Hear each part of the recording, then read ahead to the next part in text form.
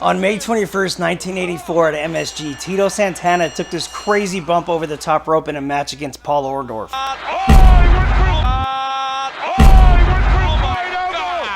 You could tell Tito was supposed to grab the top rope a little bit to slow down his momentum, but Paul Orndorff held it down too much and Tito got none of it. Even Gorilla Monsoon was shocked by it and he forgot that he was commentating. What a bump, what a fall over that top rope. This was the finish of the match. Paul Orndorff would win by countout, and then he was like, great, I won, so now I'm the champ. And then they're like, no, sorry, you can't win it on a countout. And then Paul Orndorff's like, what? This is bullshit. And he gets all pissed off and goes outside, and Tito's on a stretcher, and he like beats his ass. No, come on.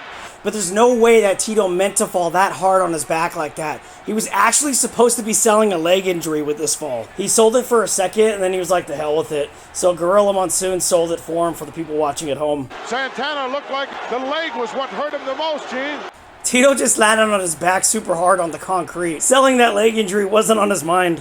In real life, Tito already had a real leg injury here. He had injured it previously in a match with Paul Orndorff that required him to get surgery, which meant that he would be out for 6 months. But the problem is he was the IC champ when he hurt his leg. So Vince and them had to figure out a way to take the title off of him and explain to fans why he's going to be gone for 6 months. Oh, you hurt leg very bad. You stay home 6 months of pain.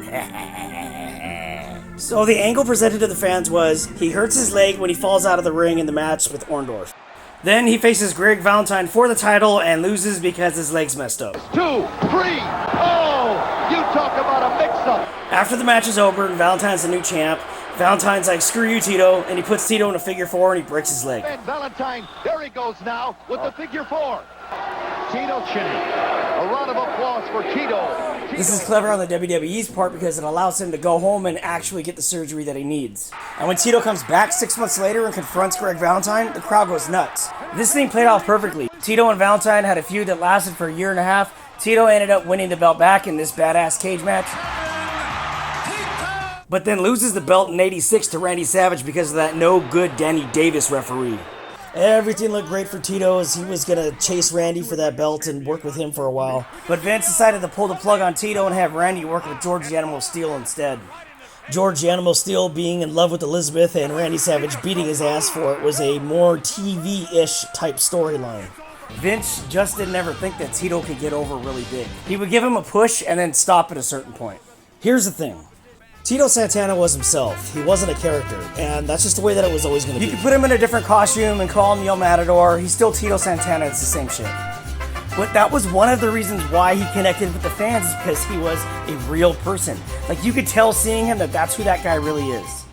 But for Vince, Tito being just Tito wasn't enough to put him in those primetime TV spots.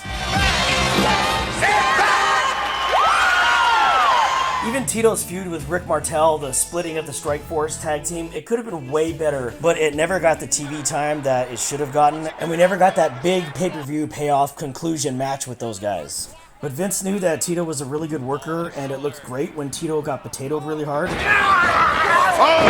wow, what a move! Tito was a great seller. Most effective. Oh, what a clothesline! And the crowd would get concerned for him if it looked like he was really hurt. And they liked him, so they wanted him to win. And when he didn't win, they were like, oh man, that sucks. And then they would like him even more. So Tito getting hurt and losing got Tito over even more. So Vince McMahon was like, I know what I want to do with Tito, pal. Let's put him with the heels that we want to get over. We know that he's going to make him look good. He's going to have a good match with him. All of his selling and his taking bumps looks great. Oh, what a clothesline! And the heel that beats him is going to get heat and is going to get over because Tito's pretty good. And God forbid that they somehow cheat or hurt Tito during the match. But how could you do that to Tito? He's such a nice guy. After Strikeforce dropped the titles to Demolition at Mania 4, Vince would always use Tito this way and would never deviate from it. I think Vince could have used Tito better for sure in the late 80s and early 90s. He ignored how over Tito was in the early 80s. And when that big wrestling boom hit in the mid-80s, with the characters and all that fun stuff going on, he didn't think that Tito just being himself would be entertaining enough to put him in those big TV programs. But Tito never slacked off. He didn't let himself go like other guys in the end of their career. He always had great matches. His professionalism, his work never lowered in value. Tito always had a good match. There's no bad stories about him. He was always a good dude. He was in the WWE during the late 70s. He was there the entire time in the 80s throughout all that amazing stuff. Where did Chico come from? Out of nowhere! And he was even there at the beginning stages of the New Generation era. Him and Hulk Hogan are the only two guys to be in the first 9 WrestleManias. Santana off the ropes once more. Oh, high forearm! Second leapfrog, off the ropes. Whoa! In again. There's that patented flying forearm. Jackhammer. Oh, there's that patented flying forearm. Made. I don't think the referee's. Whoa! Oh, now Santana for the forearm. He's compiled here.